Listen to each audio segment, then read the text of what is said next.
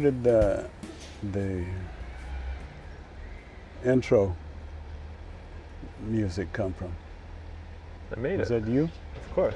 Oh, that's what I thought. But I thought I would How dare confirm you that even anyway. think otherwise? Yeah. Okay.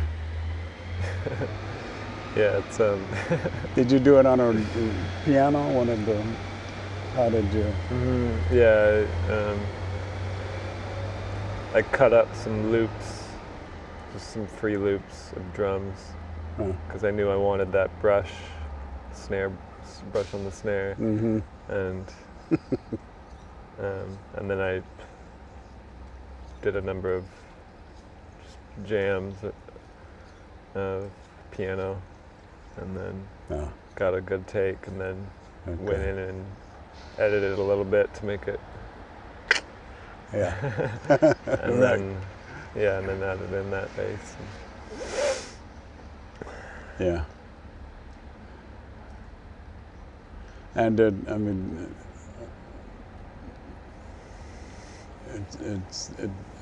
didn't sound like anything I'd ever heard from you before. Sure. Undoubtedly, yeah. Yeah. Which is good. Yeah, it's very much a genre piece of a thing. It's very much like, that's slow jazz brush snare. Like that's what should be the intro to our podcast. Yeah, just imagine this. It's romanticized. Right. Romanticize the APP experience. Frame it romantically. Yeah. Yeah, I dig it though. Like you had said in that email, it's with the space. It's nice. Mm-hmm. Yeah, it was kind of surprising how differently I perceived it once I replayed it, with the video. With the video, yeah. So how was Hook?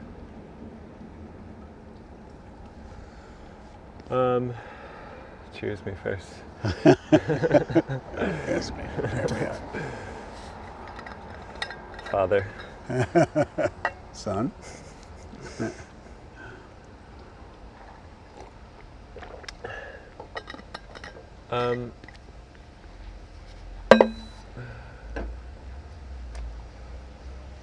As good as like 2 or 3 people paying. Okay. It's like 6 of us total. Which ended up being good, and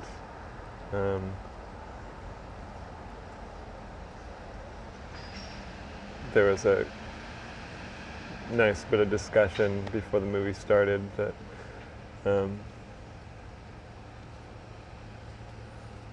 that Alex had prompted to talk about it, and we had a good little round table of how could this have been better? How could we get a better turnout? And that was a very good, productive conversation. And one of the guys who was doing bar for me is a very big social media dude, and had some really great. He's got some solid wisdom there, and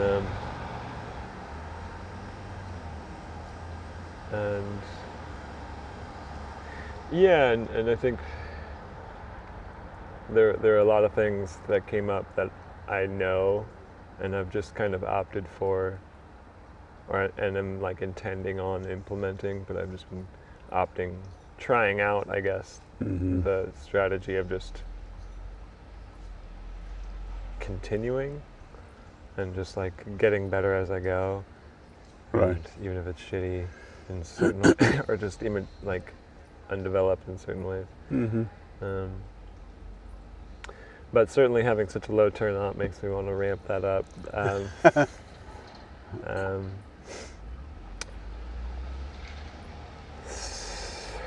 so some things I took away from that, I guess, are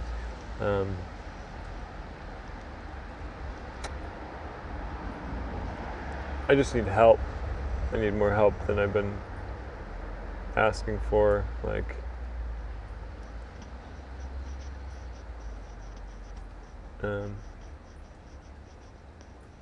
and with how much time I have to actually give to it, to dedicate to it, amidst all the other things I'm doing. Right.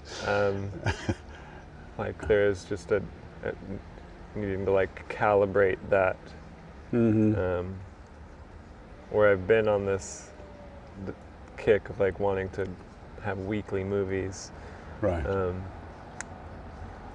But I don't have the machinery to really support that. I don't have the like infrastructure. And so if I do want to do that, I need more help to make that happen. And I have, I've got people, so it's good. And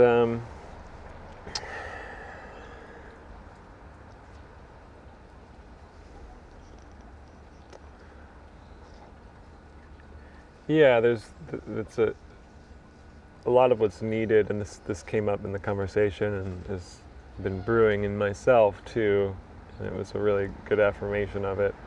Just that like a big question is, why would people pay to come here and come watch a movie in my backyard? It's a good place to start. Yeah. And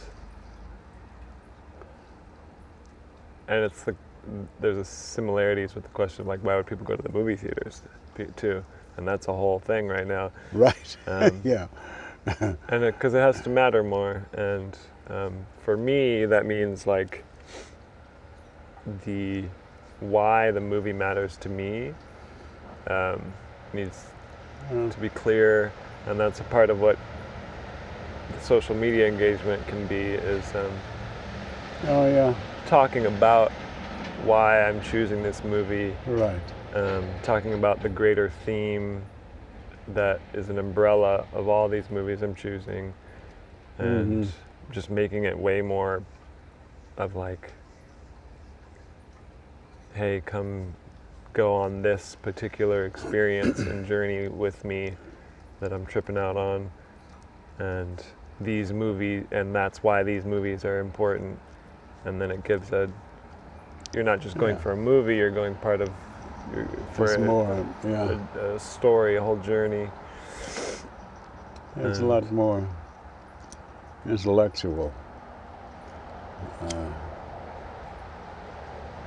that way, but it introduces ideas that wouldn't ordinarily be there. Yeah, that's good. And that's something you can use the media for, I guess. Yeah. Okay. Yeah, and it's what I want to do. And it's way more clear. Like, just make it very open and forward why I'm doing all this shit. That's actually the way to get people in. Because it makes it more meaningful. That hangs together. Yeah. Because then it's not like, if they don't have to have a relationship to the movie, because I can just be talking about the internal journey of it, which is more universal in some sense. And,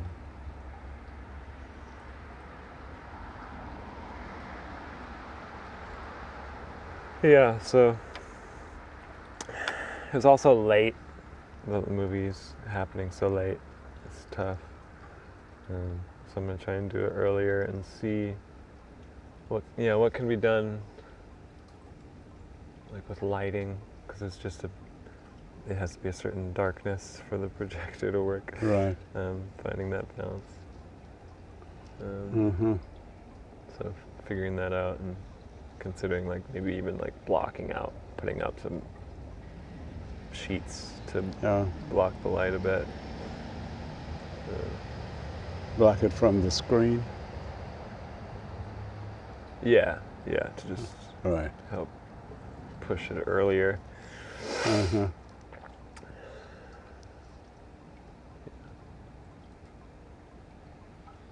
But Well, that sounds like progress. yeah, it is. It is. It's all definitely progress. It's like I kind of feel after it, I kind of feel at a standstill. Or like I have to just think, I can't do anything yet. I have to think about it more. And kind of,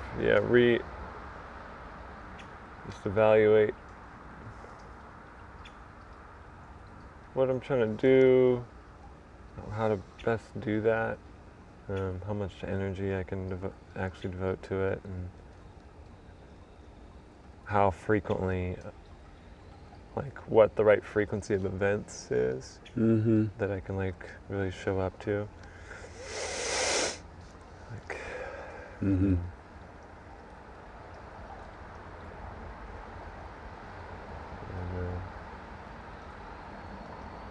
so figuring that out. Maybe it's more of a monthly thing or every other week.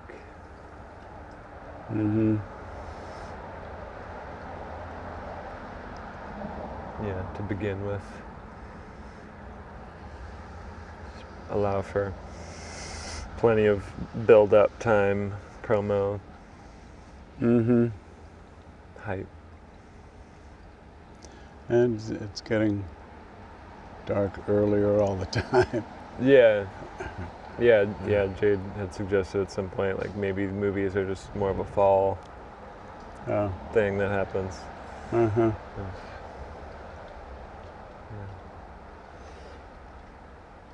Yeah.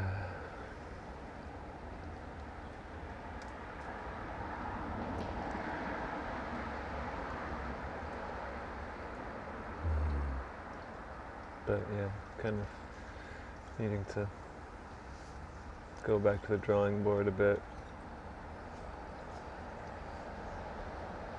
with this project.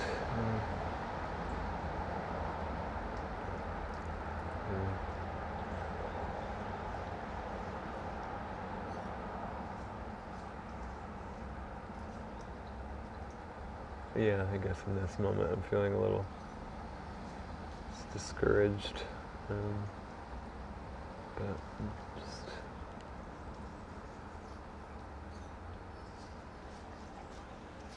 just need to check in and think it through more.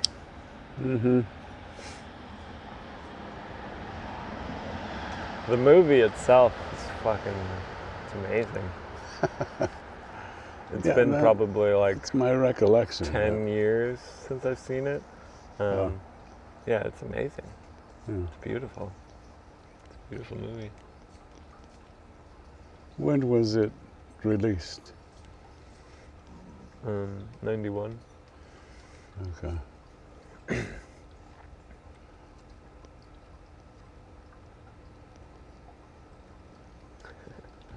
Yeah, I can't wait to watch it again. I'll probably watch it again soon. Yeah, so that part of what was cool about it was like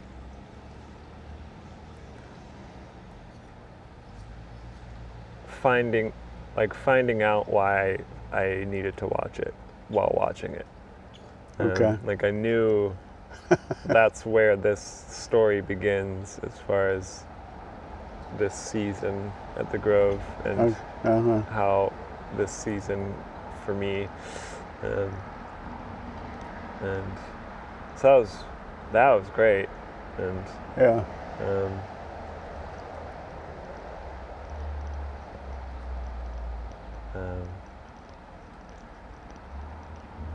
So maybe that makes me think maybe just more pre-screening, like Oh, I need some pre-screening if I haven't watched it recently.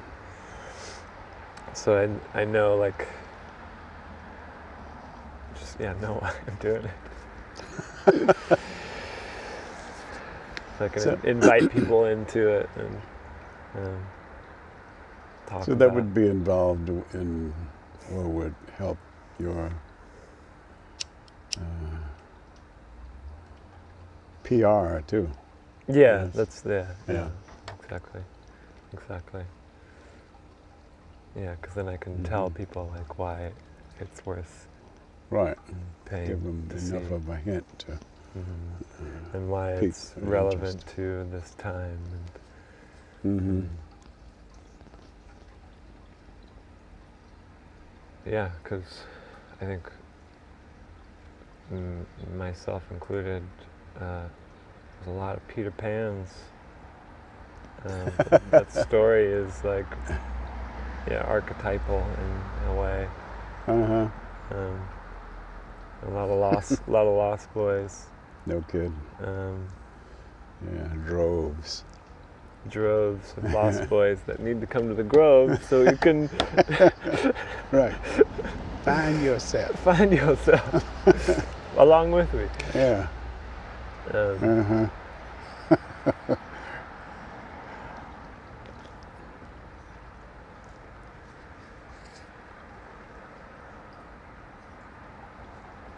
Uh-huh.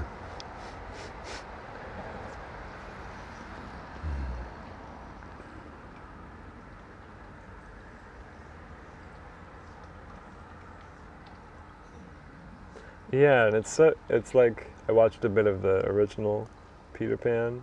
With Mary Martin? Oh. Is this original? At least 53, the animated Disney. Oh, that one. Okay. I suppose there's probably been a number Yeah. at this point of iterations. Yeah. And yeah, it had been probably like 20 years since I've seen that. Well, probably more than that. Yeah. And I'm just appreciating how like vital Hook was. Like, it was good they made a sequel. Like, Oh, yeah. like it was an important sequel.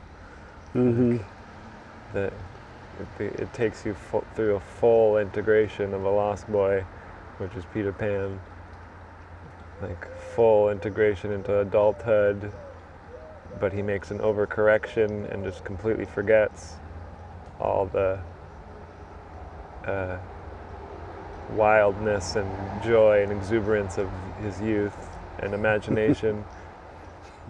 Happens to a lot of people. That overcorrection is. Yeah. Yeah, a lot of people make it, and I have made it in my own ways. And it's just like why it was so good to watch. Part of why it was so good to watch, and takes you through that full process of, like, he overcorrects, becomes a really stale lawyer, and then reintegrates his past and becomes fucking awesome. Yeah. and an exciting, passionate dad who wants to be in the world, and is like, has recaptured his youth, and with a love of the responsibility of being a father and being a husband, and it's beautiful. Beautiful.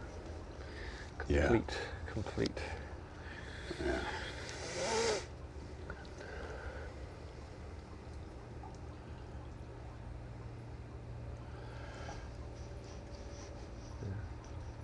Is that your list of?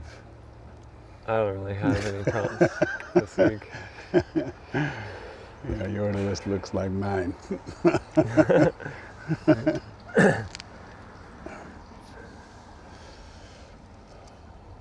Yes. been kind of a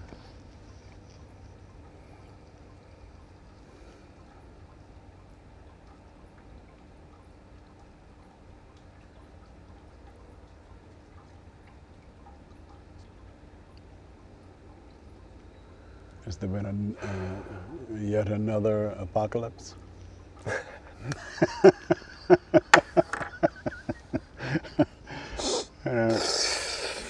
I mean, they're kind of daily in some. Well, I mean, that could well be what goes along with being in the moment. Sure, You know, it's the moment they're itself always is new. a unfolding Yeah, apocalypse of revelation, one might say. yeah, because it's here and then it's gone. It will not be back. They're all new. Yeah, it's gone, and then, but it's also, yeah, the moment is constantly passing, but it's also that the moment is constantly intruding, like Yeah, arising, yeah, and that's the like apocalyptic element of the revelatory element of like it's new shit all the time, and we just, well, yeah, we take in as much as is convenient. yeah. And as yeah, to the extent we've just deemed it convenient, and Right. yeah.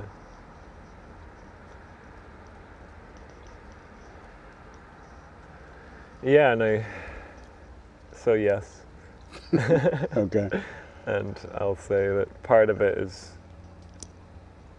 in very Hook fashion, has been like some reaches back in the past, in my past, and trying to understand and like correct for rewrite, retrack some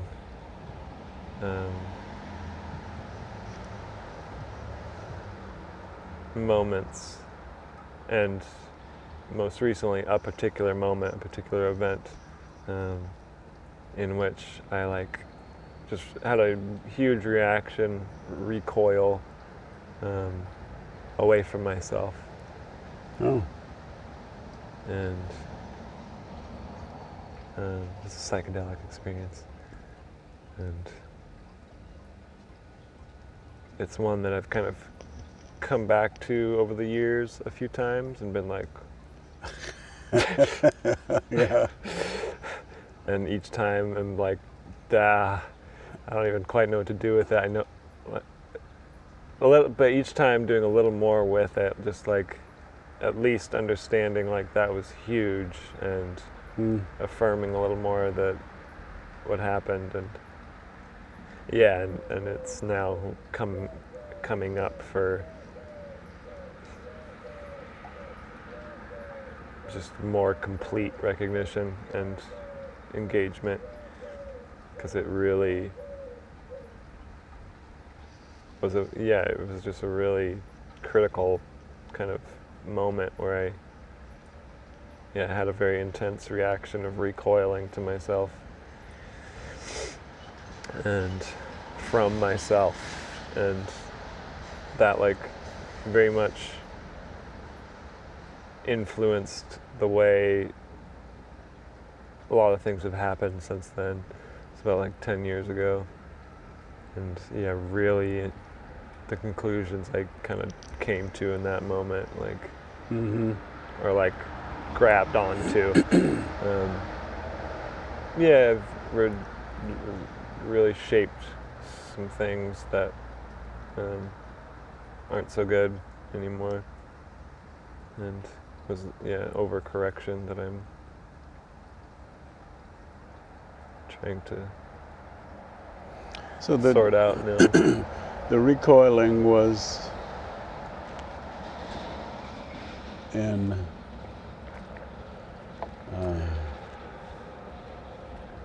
revulsion or fear, or what was It was a fear. It was it was very much a like realizing I'm naked moment, okay? like having a psychedelic, Edenic, not really, it wasn't Edenic, but that Garden of Eden metaphor is useful in that like it was a moment of scales falling from my eyes. I became aware of my nakedness in a very like naked, psychedelic, trippy kind of alien moment that I was having with another person, and then became aware of myself, and was just like became aware of how like far out I was, and then just latched onto them and latched onto this like self-consciousness of like them, not me, that just happened. Oh. And that just kind of out of fear, like grabbed onto the nearest thing to civilization Yeah. and society. Stand in for civilization or something. Yeah. Yeah. Yep. Yep. Yep. So it's part of what I'll be. Yeah, it's what I'll be focusing in on today in my EFT session that I'll be giving myself. And yeah, it's really good. It's like still really, it's intense and raw and it's progress for sure.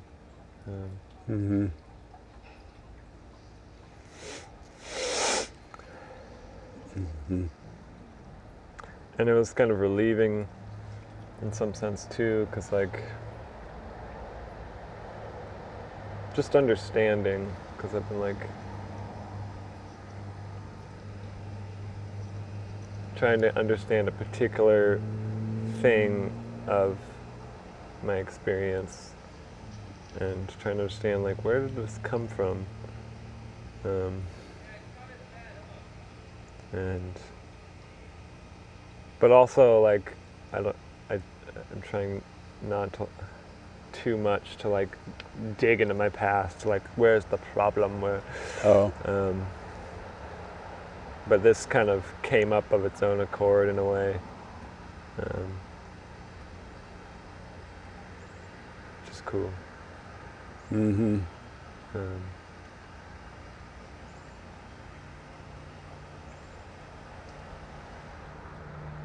Yeah, maybe I could talk a little bit about that. Like clearly, I'm not going to go into details right now or names or anything, but it's cool to see that the insight of it, like that moment, that event, like, and then the ensuing, like like see how it makes sense. All these things make sense in light of that. Didn't come up in a moment of me being like, what's wrong with me? It came up in a moment of me like kind of praying, like reaching for the light. Just like, in a moment of just like praying for help and like sunlight. This was the moment of it, was being a plant and reaching towards the sunlight, and it was in that it came up. Just cool to see, like as far as psychotherapy goes, like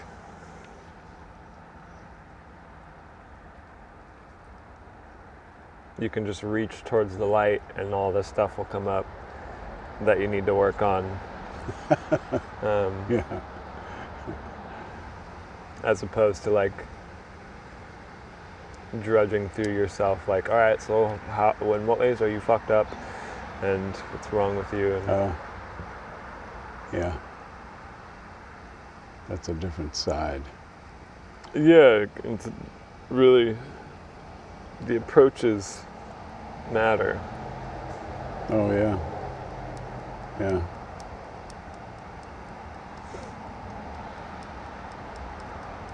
Yeah, because like JP says, yeah, when you ask that question, like, what's wrong with you? Like, I mean, it's endless. Right. There's no end to that question. Because you can always find something that's wrong. Because it's going to be just, the universe is expanding, so it's always going to be a little less than it could be. Mm-hmm. Or something like that.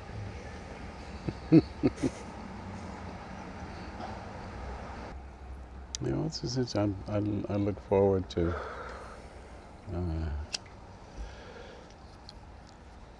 your PR and you know how you go about.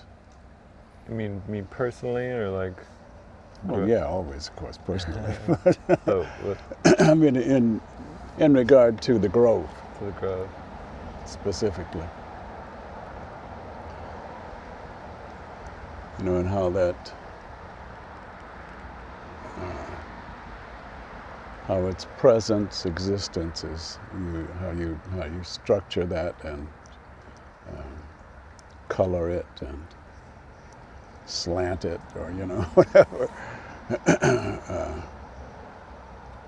Yeah. In order to attract the people who really want to be here. Yeah. You know, whether they know it or not. Yeah. Yeah, because I do feel like, and this is something I need to think it through, but I do feel like I've got something here. Yeah.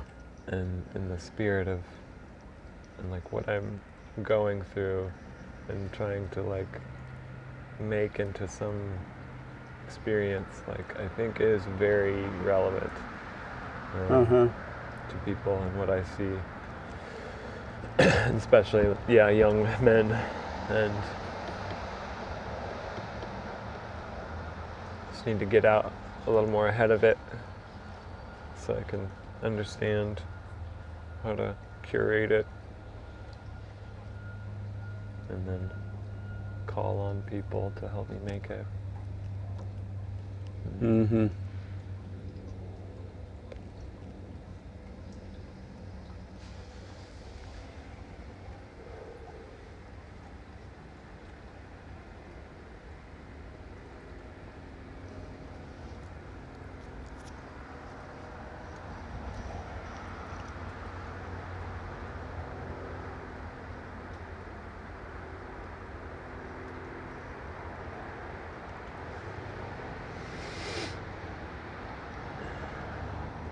Have you had a fire?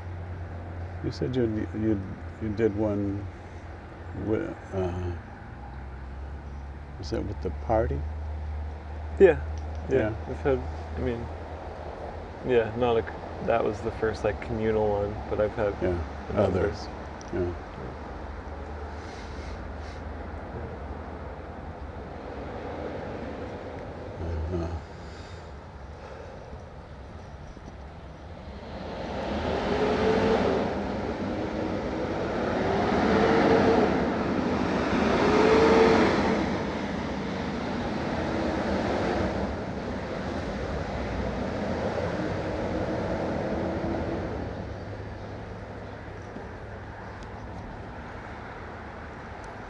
It may just be age, but I find I'm more, I seem to be more and more sensitive to sound, specifically noise, like that truck and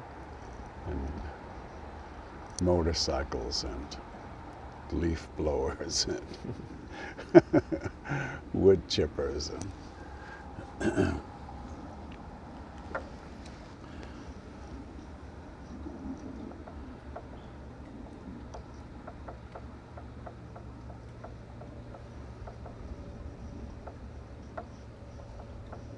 Because I often, for no good reason, I guess, think about what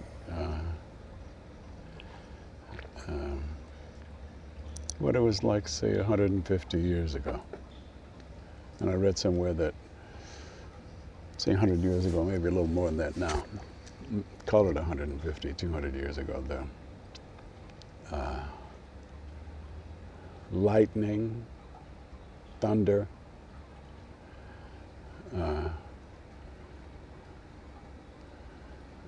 was the loudest thing anybody ever heard under most circumstances, you know. Yeah. And that was just every now and then. Yeah, there's just literally more sound Yeah. than ever. Oh, yeah.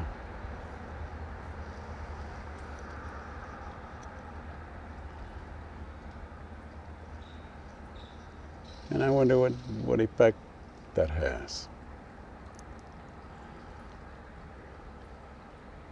Because this is all one melange of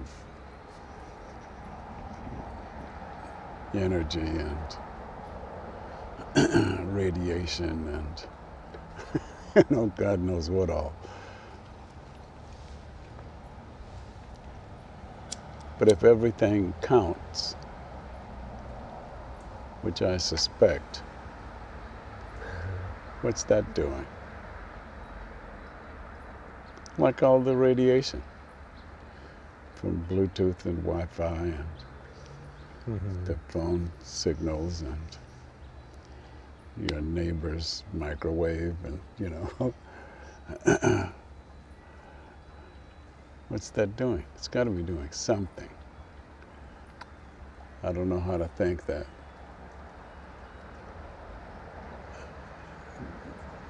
It makes no difference at all. It just seems unlikely at best. And it's not, I mean, I'm not worried particularly, but I am curious. Sure, it's undoubtedly interacting with In some way.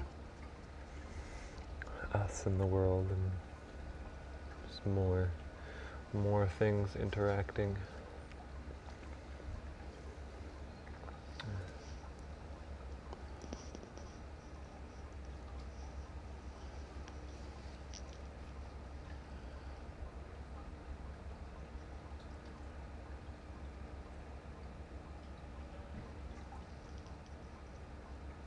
So is Cora locked in? No, No. never. No. That's right. She still has that entrance. Yeah. Oh, yeah. She's free range.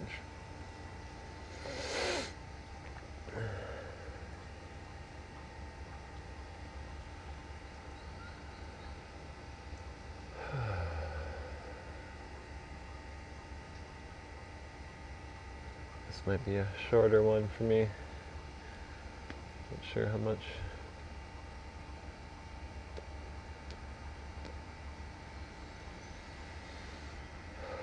How many thoughts I have this morning.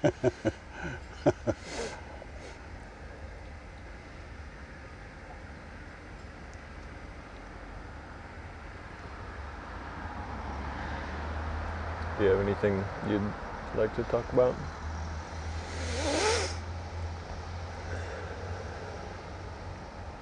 Nothing in particular.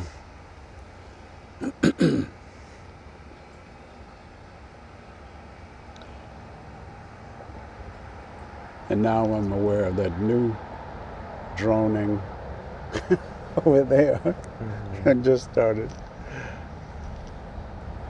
And now seems to have stopped, maybe?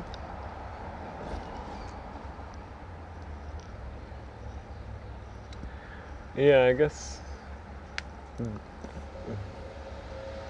briefly riff on that.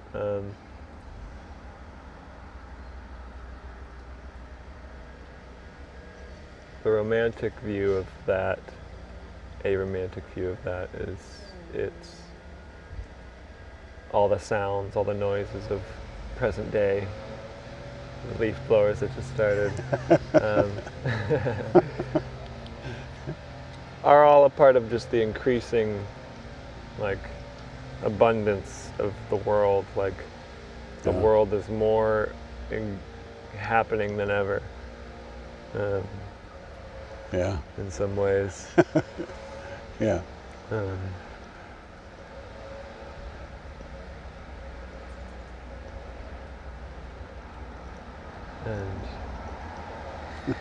And that maybe will just increase. Like, that's never going to stop. That will increase. But maybe as, like, humans evolve, like, spiritually, in our evolution, we'll become increasingly aware of the different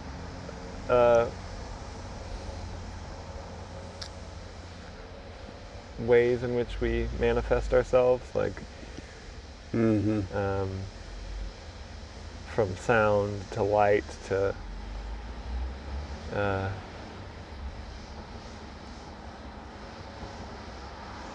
exhaust from a car. Like, Yeah. like we'll increasingly find ways to integrate those things into more seamless experiences, and certain things, if they can be made quieter, will be.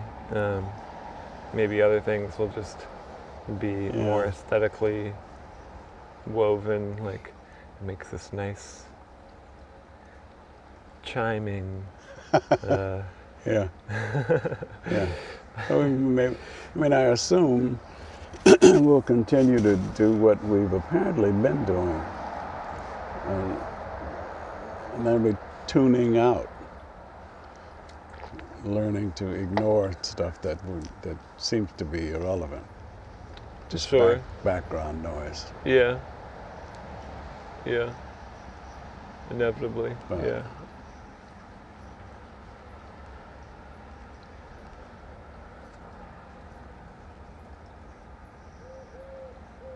Like, I guess I'm imagining that the sounds of, like, this fuel station and the sounds of a car driving by and leaf blowers and shit, that over time, as we evolve and as the technology evolves and as our desire for, like, just more and more higher quality of experience, and become ideally more and more human-centric, so we start paying attention to how rooms feel and how buildings, how well they're made for how a they human. actually function for us. Yeah.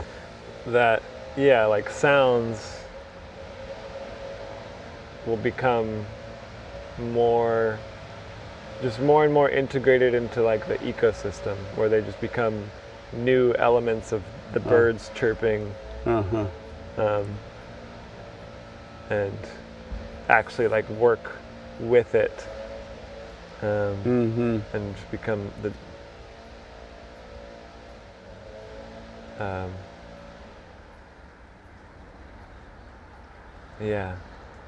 like, I'll tell you something I heard. more musical. More musical. More pleasant in some way. Where we just literally, like, the sounds of a fuel station, maybe the different things going on, like, make tones that harmonize with each other. And so, like, when something really is happening, a bunch of tones combine to make this, like, beautiful chord. And it becomes, like, not just noise, but, like, curated, like, fuel. Right. Fueling. I like that. Yeah. It's a moment of, like, splendor. Right. some like 50s dream taken seriously. Right.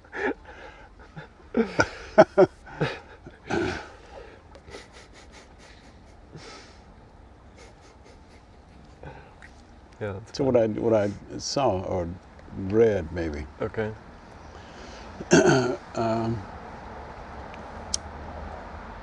somebody was alarmed, and I don't know if anything had actually happened, but somebody was concerned that electric vehicles were too quiet. I don't trust them. Because, well, they said that they would be more dangerous, or the streets and things, traffic would be more dangerous for deaf people, or no, for blind people who depend on the sounds to help them navigate at least cities. Yeah. Yeah, one of the 50 million things that we've got to figure out Right. in order to become fully electric. Right. What about And the then blind people? Yeah. Right. And for me, it's a very interesting question. Yeah, sure. Yeah, Because it's a valid question. it's in something some way. to think about. Yeah, So and then, of course, somebody said, well, we will just add some noise. And I think that's just a horrible, yeah. It's like that's stupid. that's very stupid. You have something quiet, that's a good thing. Yeah, yeah. Like not the right. Right, let's Focus. think about it, yeah, some more. Maybe that's something we could do with the blind people specifically. Rather Yeah. than just make everything noisier, you know? But Get it into some haptic feedback. could be. Maybe your phone Your vibrates. phone will tell you, yeah, Vibrates that's when possible. in intensity according to like Who knows? I don't know Yeah, the rate. distance or direction or Distance and yeah and speed of a car. Yeah. Right.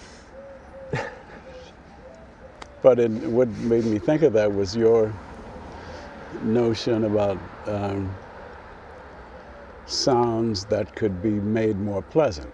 Yeah. They may be inevitable. I mean, you know, some sound may be inevitable, but maybe Yeah. it could be tuned or run through a synthesizer or something in order to make it not just noise. Yeah. Yeah. So if they were going to add something to a car, which I still think is a bad idea to Yeah, it's like a step sound. backwards. Yeah, very much so. Yeah. But maybe it at least could be a low tone rather than just imitating, you know, an internal combustion engine, for instance. Or just a hum. Yeah. All right. Though I I don't know. imagine there will be a fair degree of that still continues too. People aren't going to give that up. Oh, you know, I know it's going to be a mix no matter Yeah. no matter what happens. Yeah, well, I don't think we need that fix of something exploding. Right. Controlled explosions. Yeah. And the power that represents. Yeah. The I know. taming of the flame. Like Sam. He loves loud cars. Yeah, Yeah. sure, And sure. so, I mean, he's got a car now that he really can't take to work because the next door neighbor has complained more than once because it has no muffler, and I guess No restraint. no restraint. And there's a way to, I think, you know, tune it so that It's not as bad as it could be, but it's always bad when it starts up. It's a small, at 4:30, you know. Right. Small cataclysm. Like, oh. Right. Yeah. Or the neighbor on the other side who has a big, funky truck. You know, one of those huge pickups. And sometimes it just runs for, 20 minutes. Yeah. For no apparent reason. It's not going anywhere. I don't think he's running a generator or anything. So it's morning meditation. He just likes it, yeah. He just wants to hear that rumble. Yeah. Mm-hmm. Yeah, I remember when I had my motorcycle, I took the baffles out of the exhaust. What are baffles? Just things to deaden the noise, to reduce the noise. And it was really loud. But I loathed it. Loathed how loud it was? Yeah. I didn't like it. It wasn't your jam. And I mean, I don't. It's an odd thing to do because it's obtrusive when one goes by. Yeah. But the guy on it can only hear that. Yeah. Why would you want? Why would you want to do that? And I've seen guys with on a motorcycle with a sound system. And if it's just sitting with the motor off, then you have some tinny sound. And with the motor on, you don't really have anything. Mm. I don't know. I don't see why. But us people, we do things because we can, not necessarily because we even like it. Sure.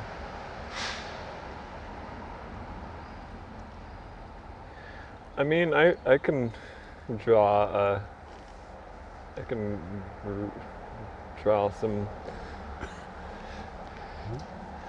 relation to that in the sense of just saturation of sound, like as much as possible. Like that's why I've loved metal. And it's like what was that guy's name? Just the most. A wall of sound. Wall of sound, yeah, because and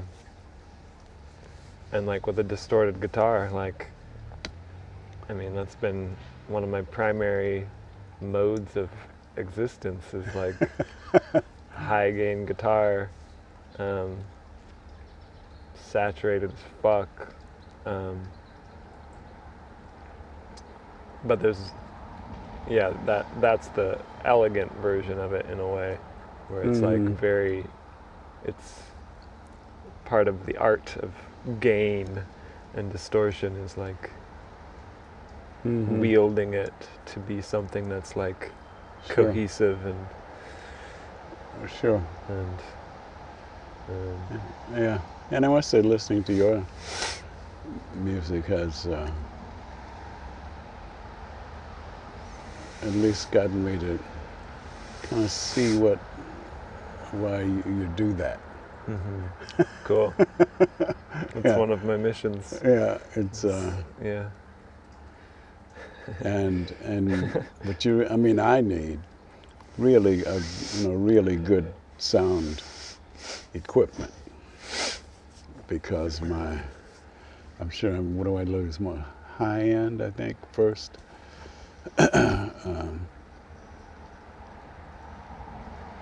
But there's it's very complex, as you know, and a lot going on. There's a lot going on. Yeah, and it takes good equipment to get that across. It does. It can go muddy and pretty easily. Yeah,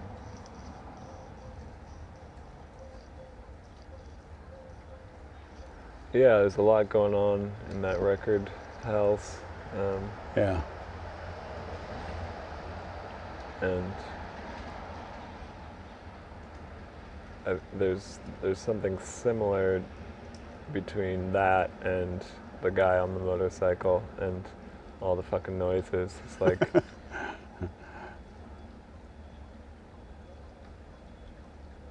just humans reaching for just fullness of moment, like as rich as possible. Like that's part of like, in the romantic sense, like all the options at the grocery store. Like Right. Yeah. it's not in its ideal form, but there is just I think a basic goodness of like more and higher resolution, more happening, and it when it's unintegrated, it sounds like noise, but when it is, it can be like a symphony. Exactly. Yeah. And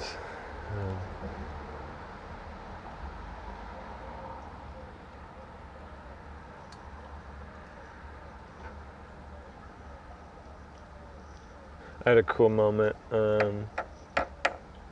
tuning the other day with a woman in her late middle years who was organizing the tuning for her church. And so I was tuning in a church, and it's this, primarily Hispanic church. And at some point, she asked me what I do, and telling her about the band and telling her about the creator, and she was curious. So while she was just sitting, she sat behind because she was just babysitting the space and listened to one of our songs, Psychic Umbilical, and got into this really just cool conversation about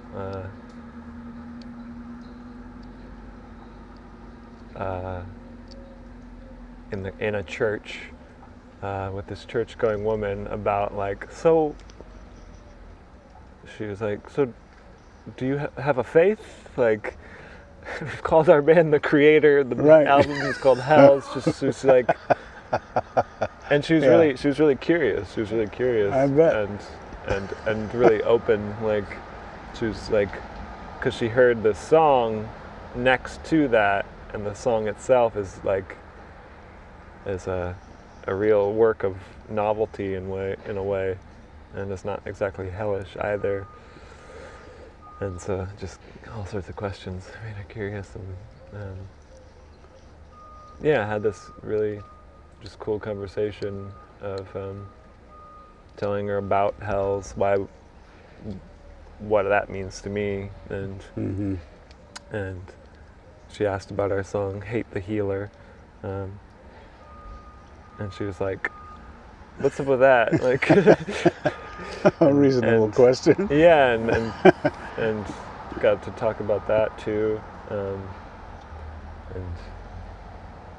got to be in this church with this middle-aged church-going woman talking about hate, and talking about and in the spirit of Hells too, like the alchemical process of engaging such places, and how they carry you through to greener pastures if you follow them through, and that's the thing of Hells. Like, it's not a static place. You go through them. You are in them. They happen. You make them, and you go through them. And she got it. She got it, and cool. Yeah, and like with Hate the Healer, talking about how,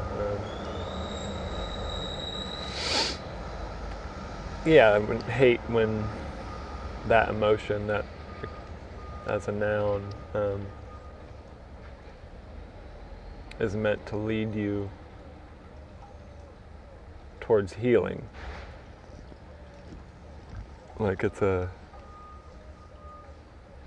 immune response that's supposed to push you towards the resolution of something really important to you.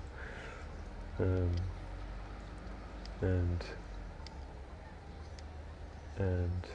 rather than being like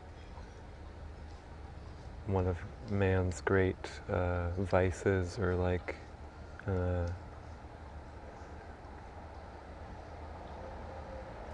Fears? demons, it's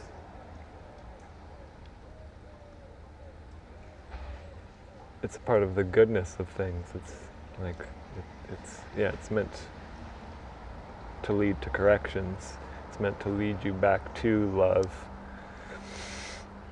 Let's see, I don't think I ever knew that. I don't think I've heard this background. I had, although it jibes with my superficial perceptions. And one thing that has been a hindrance is I often can't understand the lyrics.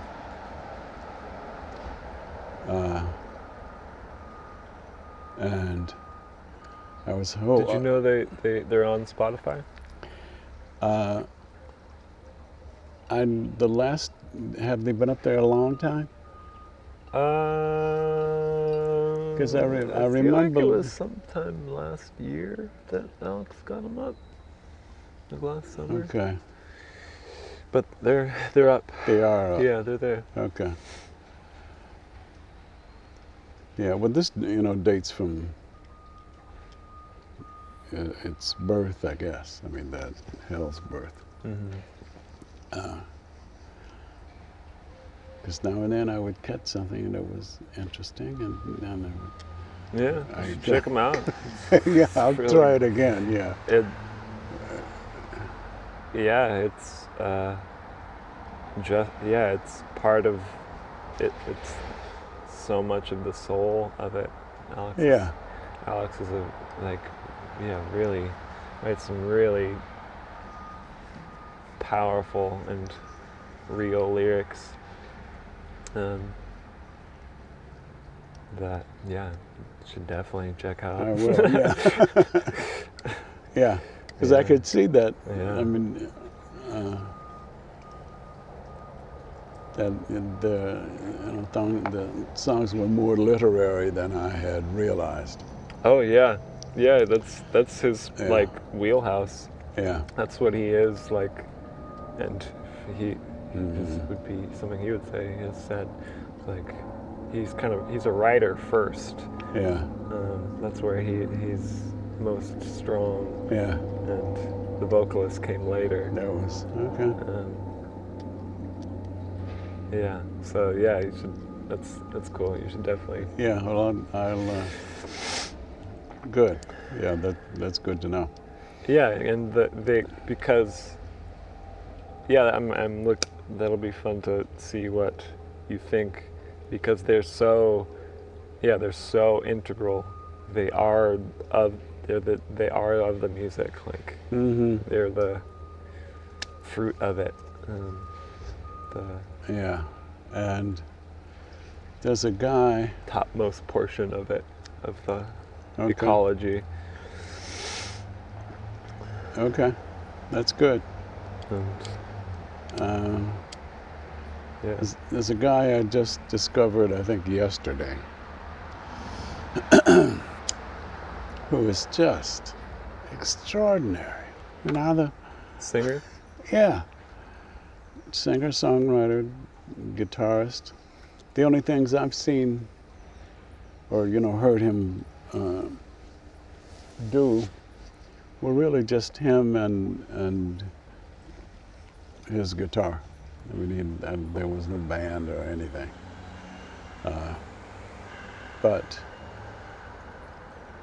And he's got this kind of unusual, kind of a high tenor. Anyway, Jesse Winchester is his name. Okay. I think he died in 2014. And has been, was a singer for 40 years or something, but I had never run across him before. But his lyrics are just extraordinary. Okay. Very. Check them out. Kind of real and touching and yeah, novel thing forward with a lot of music. Yeah, right. Serious and I remember this. This is music. This matters. Yes. Yeah. I remember. Yeah. Yeah. Yeah, because most music these days is just like fast food shit. Yeah, mostly. Yeah. Uh-huh. Yeah.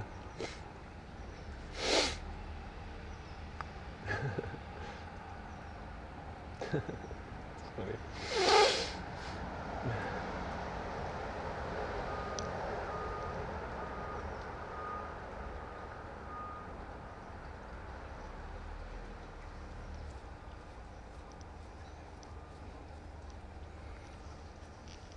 So how's this, what is it, song number 5, 6 on the new one? What song is this? This is 6, yeah. Yeah. It's coming along. I think we'll do it. I think we're gonna do it, yeah. Yeah, we... Do you go down regularly? No, just when it's done. Just whenever. When it's done. Which has not been regularly. No, it's been big journeys for every song. But yeah, it's happening. It's happening, and made some good headway yesterday in our band day. Oh. And your band? Band day. Oh. Mondays. Okay. Yeah. Band day. Do you get together? Yeah, we get together in the morning, touch base, and then work, and then get together in the evening and either just meet and go over stuff if there's stuff, or jam and play songs of ours and also just jam. Is he still in Natoma Court? Yeah. But yeah, it's a good track. It's an arrangement that Alex has been curating, and it's been weeks. It's been a long time that I've been working on trying to work on the verses of the thing. A couple specific verses that are the real bulk of my work, of my the core of the quest for me in this song. The real challenge. Each song has its I'm sure. Yeah, particular challenge, and this has been it, and made some good headway with some through a really good exercise that he came up with, an idea for coming up with stuff that helped just something he's really good at. He's really good at coming up with prompts and creative exercises, and that really helped move things along, and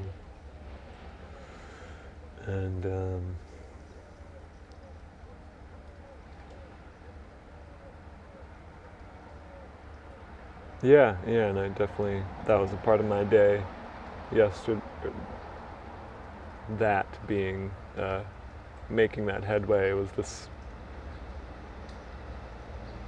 that was also this most recent apocalypse of insights that I was alluding to. That all was yesterday, and it's been a growing thing,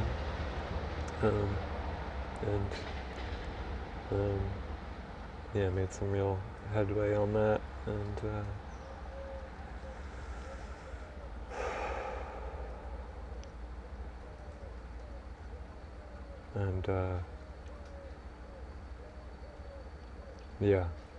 I think seems like it can be done, or at least there's now the song is more present. It's reached a level of there's more bones. Okay. And that's been this thing that's been really a need that's been just building. And it's that kind of I was able to make headway with that, which feels good, and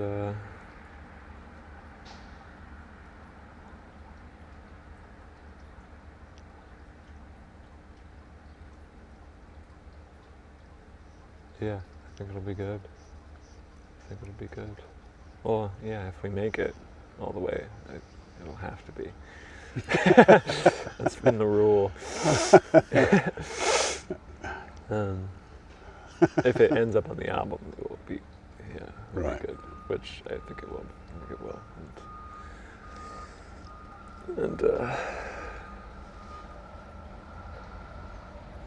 So, do you have a vision of how many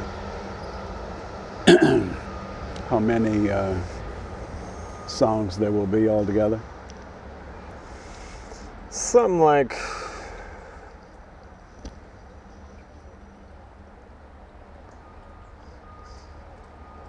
9.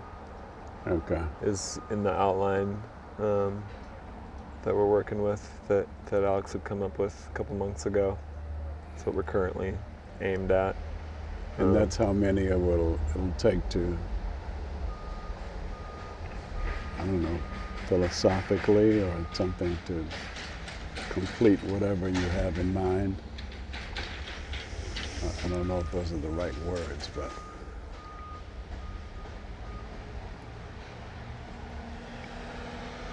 I mean,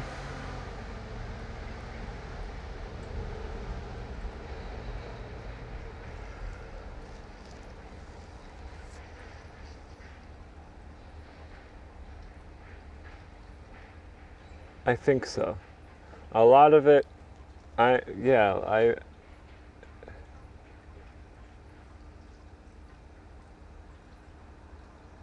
in ways I've barely known what it is we're doing. I have a scent of it,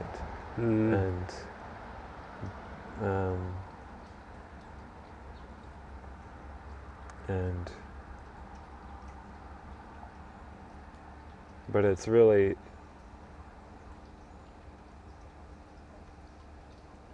artistically it's very much his vision that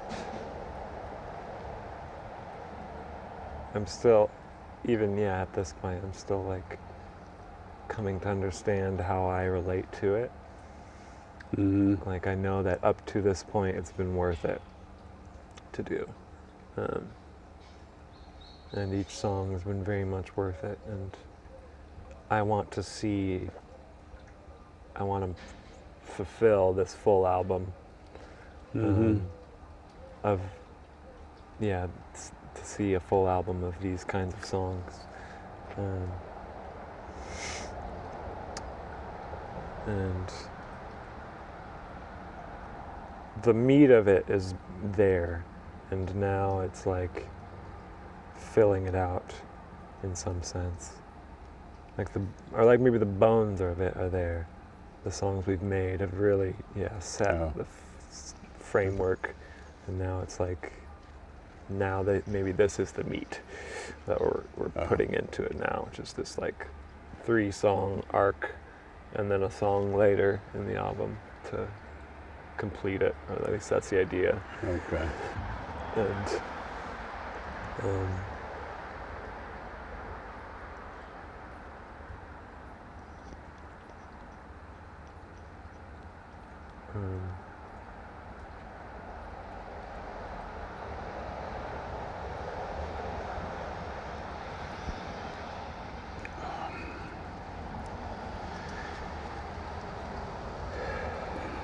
but more generally, like,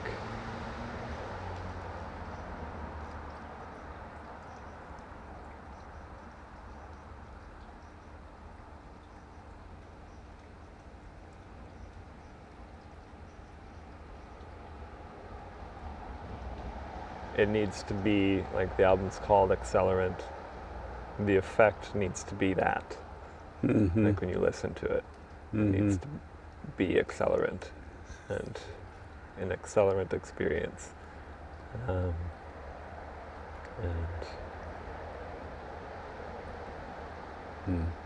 For me in the journey of it, like, a lot of the steering of the ship has been Alex, and for me it's been this just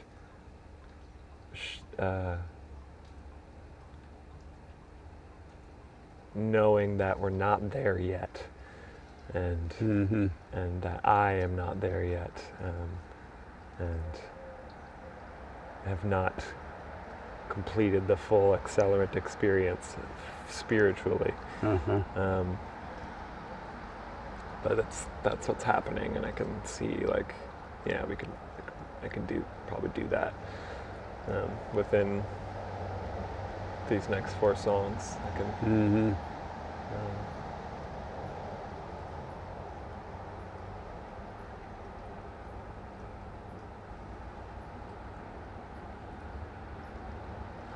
Okay. It'd be good to use this as an opportunity to try and state more of my standard of success for the thing. Just like, I guess by the end of this album, one thing that would be a success, would be a mark of success, is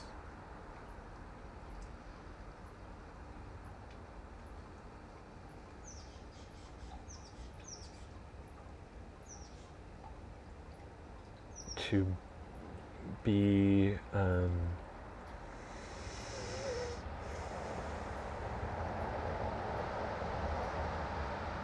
really enjoying my workflow. Really enjoying my creative process. Yeah, that's pretty good. That would be a standard of success, and have a more personal and organic and just enjoyable work ethic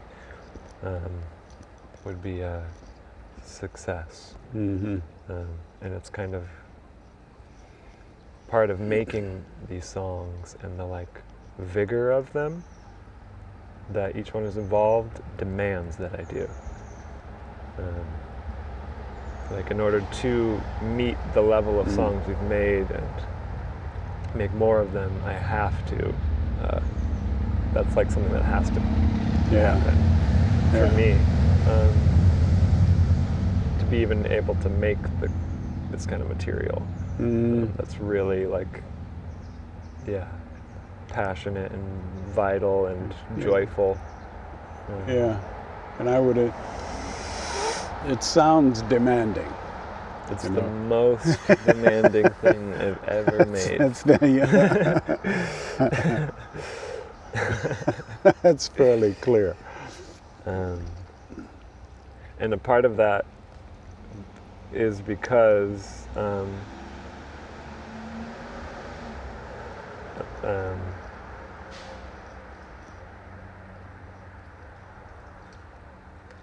hearkening back to this essay that I've told you about that I'll start to work on soon, now that I've finished the poem,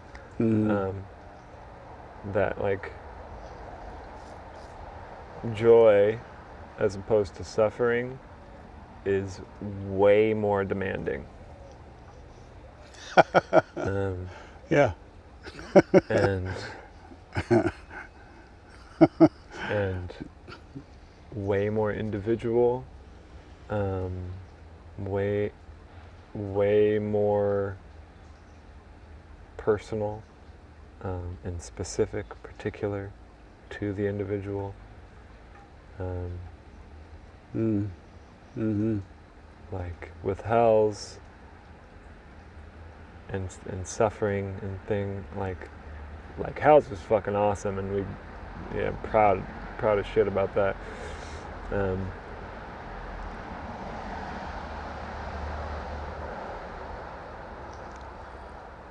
And it was enough to just try really hard. And that was like kind of the shared thing with Alex and I, is just we just tried really fucking hard and then got something good. And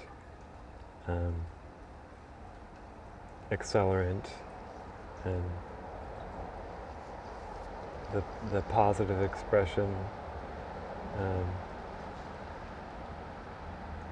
is just a more nuanced affair, like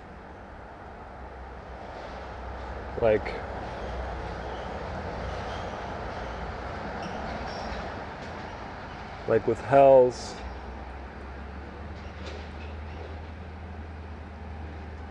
this is some A&E documentary info. Like, I was able to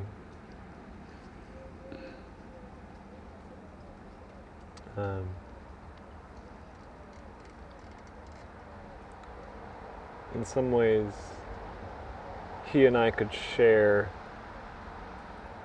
like the heavier emotions. It's like it can be a more shared experience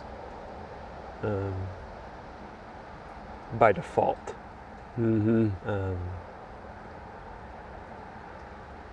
And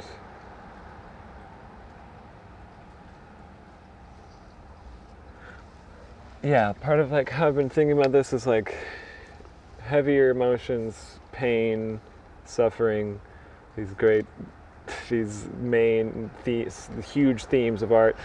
Right. There's all this, you can it's easier in some sense, at least in the short term. I'm not sure in the long term it's easier, but because there's like archetypes you can draw on. There's like a shared collective suffering that you can like lean on. But with joy, and which is a huge part of Accelerant, it's like you can't look to anyone for that. It's so it's the most personal thing, and which requires just way more personal relationship, intrapersonal communication, and understanding and introspection and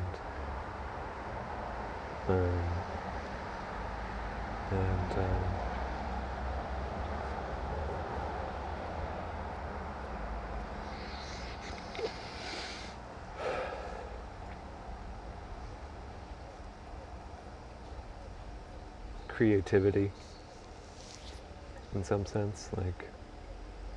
The joy needs more of it. Mm-hmm. Mm-hmm. Yeah, joy demands more creativity. Because you can't. There aren't the same archetypes, and like Right. shared essential elemental experiences that you can just lean on. Mm-hmm. Like you have to create your archetypal experiences of joy. The act of manifesting the things that make you joyful, and manifesting those personal values in the world is a brand new thing. Mm-hmm. Like it's an original thing, because the synthesis of joys in a person, I think, is kind of what makes the uniqueness. Yeah. Um, Yeah, 'cause, I mean, it seems to me it's a lot easier to find somebody to moan with, you know. Yeah, because you don't have to, like, you can just both moan about the the pressure, Right. but yeah, to express joy, To share joy is, yeah. That's like two individuals who have gone on Mm-hmm. heroic quests within themselves, Mm-hmm. two or more, and brought about their unique mosaic of joys that has never been seen before. Mm-hmm. So it is like inherently creative in some way. Yeah, necessarily creative. Yeah, because no one has done that. Like, you can see pieces of it, but no one's done it in the context of your life and your time, and it's a totally you and God, individual and their God kind of thing.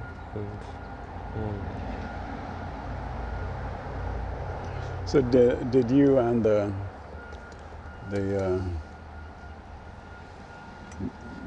middle-aged woman talk about God at all? I mean, no, at all? A bit. Did it get that far? Yeah, a little bit. We mostly talked about the songs and hells. The bit we did talk about God was getting into metal, and I was expressing, like, so she had asked me, do you have a faith? Did you grow up with a faith? And I was like, not really. Parents were hippies. That would be a real stretch. and I was like, but I am a spiritual man, and I'm on a quest with my own God. And she's like, okay. And where we did the extent of talking about it, in that brief moment of taking a break from working, was talking a bit about metal and how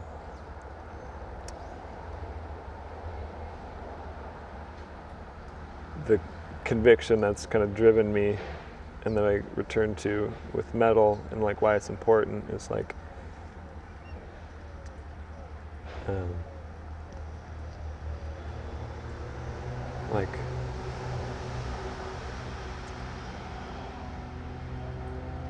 most people, including her, associate it with like violence and hatred and anger and angst and things, of course, but that's only like the beginning of it, because it's really, in its elemental form, it's intensity, and that can mean also intensity of joy, and intensity of passion, and intensity of virility, and intensity of motion, period. And like, part of what metal can do, I think, I hope to be able to do, with myself and with Alex and the creator, and it's like convey such ecstatic, revelatory experiences with one's God, God flame, fires of God. Like no other genre can get on that. No other genre can fuck with, like, more literally, like the fires of God and like the gates of heaven and glory and shit.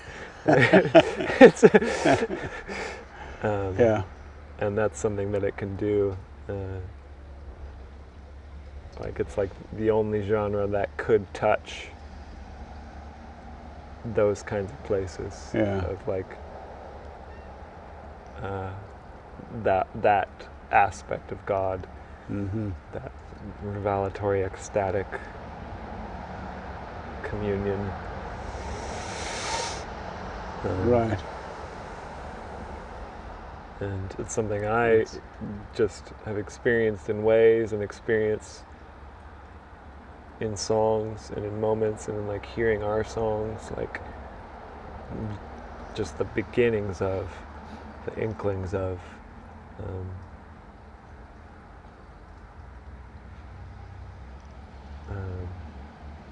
but I think I think it's very real. Like it has been very real. Like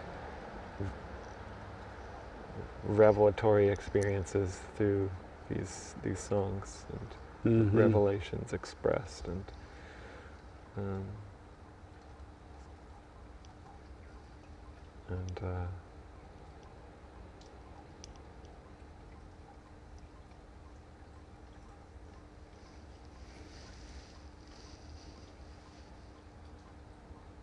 yeah, so she was certainly found that intriguing. Yeah. Yeah, I bet. Yeah. She was. Yeah, she was. Where were you? Very, Where was very enthused, and wants me to keep her updated on album 2 and Antioch, California, East Bay. No. East Bay. I see. Furthest East Bay.